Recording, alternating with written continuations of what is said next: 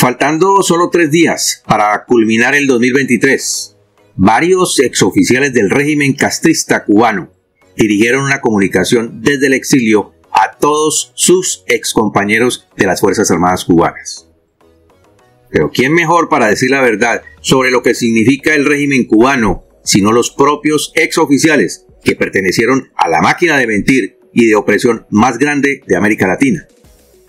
Una de las más grandes falacias del régimen comunista cubano son las llamadas brigadas de salud, que han llegado a varias decenas de países en el mundo.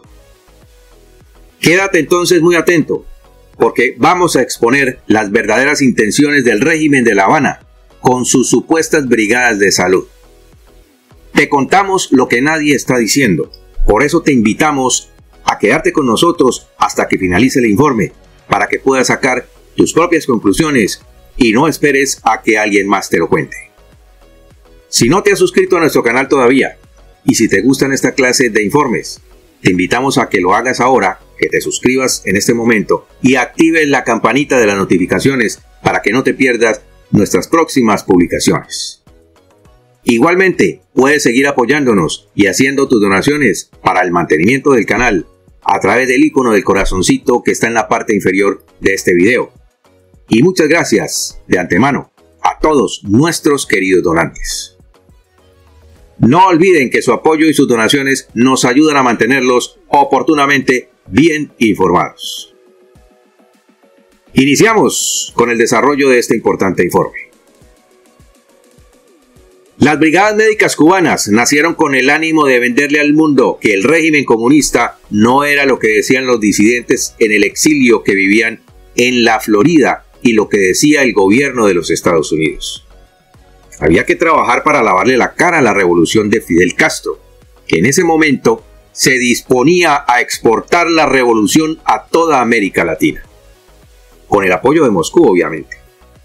Entonces, vendiéndole al mundo su estrategia, la que Fidel Castro llamó doctores no bombas, el régimen castrista pretendía introducir agentes de inteligencia en los países a los que enviaba las brigadas de salud. No obstante, la atención en salud dentro de la isla siempre ha sido para los hijos de la revolución y no para quienes protestan por las precarias condiciones de vida a las que son sometidos los ciudadanos cubanos.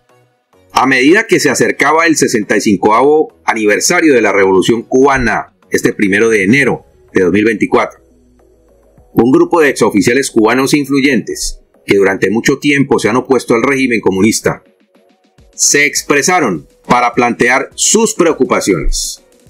Estos exaltos funcionarios disidentes levantan una señal de advertencia sobre el grave peligro que representa el gobierno actual y su régimen opresivo. Hacen un ferviente llamado a sus colegas, instándolos a unirse para poner fin a este régimen corrupto que ha sometido al pueblo cubano a un estado de miseria. Faltando solo 3 días para culminar el 2023, apareció una carta bastante peculiar, firmada por varios exoficiales, entre ellos alguien que ocupó una posición bastante estimada dentro del Comité Central del Partido Comunista. Este exoficial también fue jefe de la oficina de Raúl Castro y general de brigada de las Fuerzas Armadas, y junto a otros oficiales, 3 de la Dirección de Inteligencia, son los que han firmado esta carta, además de un teniente coronel tanto de las Fuerzas Armadas como del Ministerio del Interior. Se ha sumado también a ellos, y quien en su momento pidió la renuncia de Fidel Castro. Vale la pena señalar que todos estos individuos residen actualmente fuera de Cuba, habiendo roto todo vínculo con la dictadura. Y es bastante alarmante saber que estos exoficiales han sido condenados a muerte por presunta traición a la patria. Personas que firmaron la carta pública expresaron su preocupación debido a que Cuba posee una cantidad significativa de espías, agentes de inteligencia y, mucho ojo con esto, influencers pagos por la dictadura que han sido reclutados en numerosas naciones del mundo. Sostienen que la reciente acusación legal contra el ex embajador norteamericano Manuel Rocha, es decir, de Estados Unidos, así como las condenas previas de altos funcionarios, son solo algunos ejemplos superficiales y no son incidentes aislados. Según ellos, estos casos son el resultado de años de esfuerzo que han dado resultados notables y casi inconcebibles. De la misma manera, los 6 individuos dotados de profundo conocimiento interno del régimen condenan abiertamente a los servicios de inteligencia cubanos por orquestar una narrativa que minimiza la influencia internacional del régimen y el daño causado por los agentes cubanos a varios países del mundo. Y mucho ojo con esto. Una investigación a la que tuvimos acceso hace solo unos días señala que el programa Brigadas de Salud del régimen es un programa de propaganda castrista, el cual ha llegado a países como Venezuela, Nicaragua, Bolivia, Brasil y también a México, entre otros países, claro. Destacan que estos agentes son glorificados con el reconocimiento de su lealtad a un régimen militar tirano, responsable de causar estragos en toda la nación.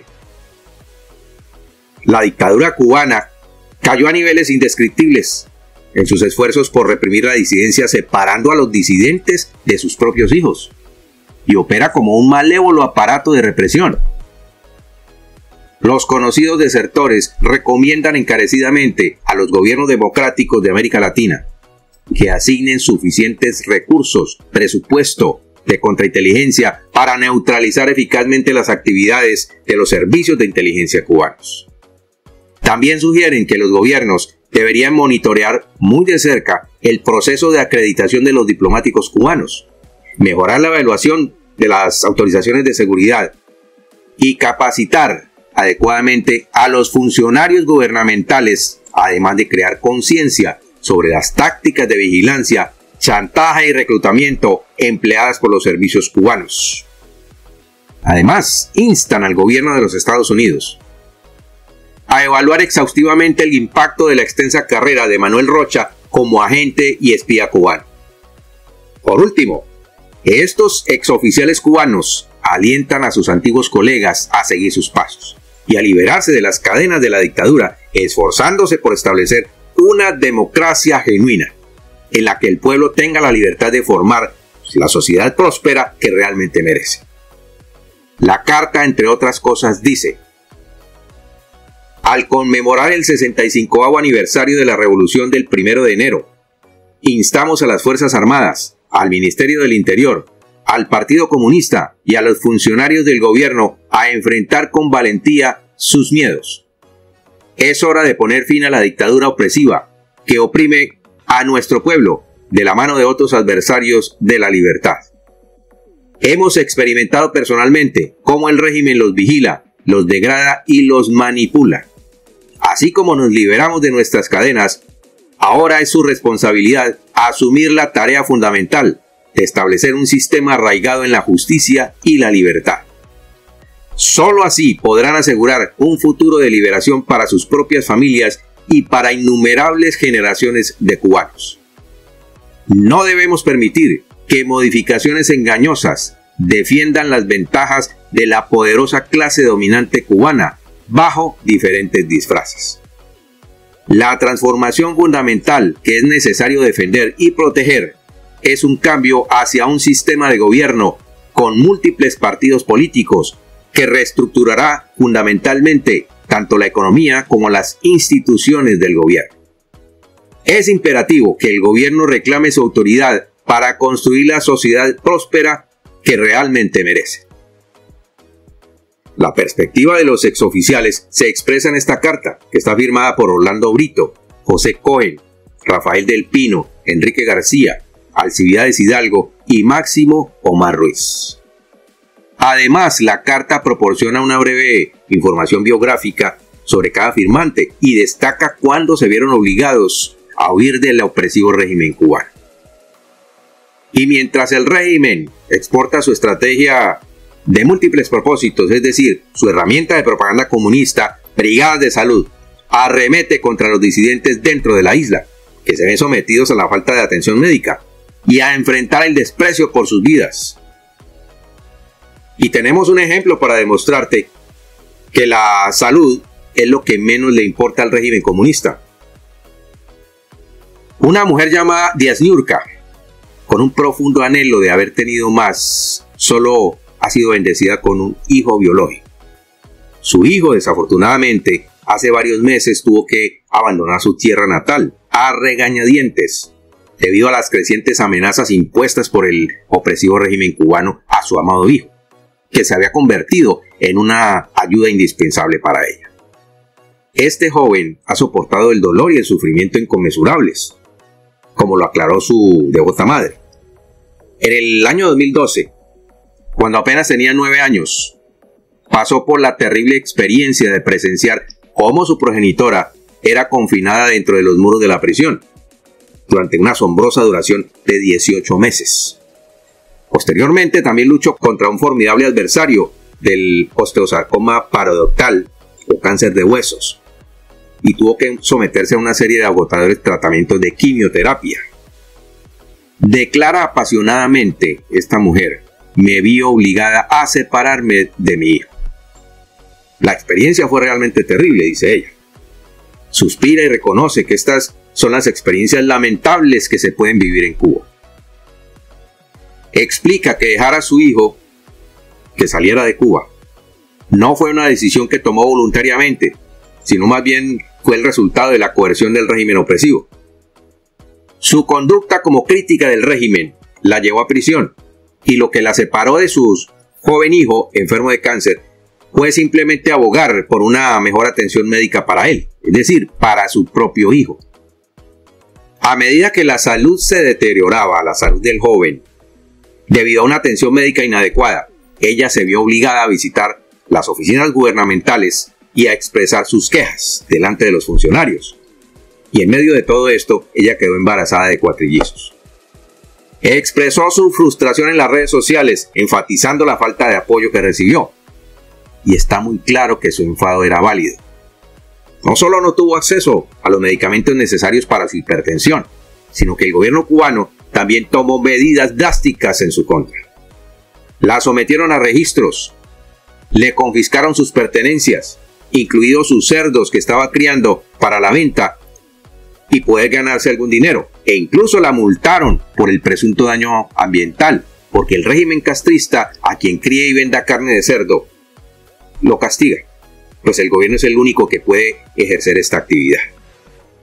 Como consecuencia, su presión arterial se disparó hasta el punto que perdió trágicamente a sus 4 bebés.